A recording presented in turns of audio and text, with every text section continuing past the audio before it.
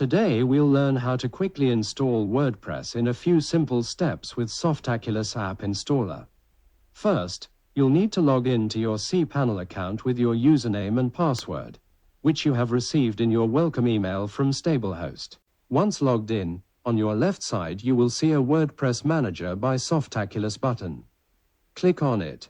In order to proceed with the installation, click on the Install button. From the drop-down menu, choose the domain name on which you want to install WordPress. Next to it is the installation directory. By default, WordPress is installed in the /wp directory. However, if you want your site to open without this directory, you can delete WP from the path.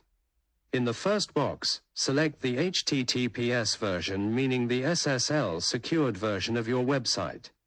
Keep in mind that you must install SSL first to avoid any potential installation issues. After that, click Quick Install and scroll down. Enter your admin username and admin password, which you will use to log into your WordPress site. Once that is done, scroll down and use an email where you will receive all of those installation details and click on Install. It may take a few moments, then you are all set. You can now see all of the WordPress installation details and you will receive an email with all of the important information.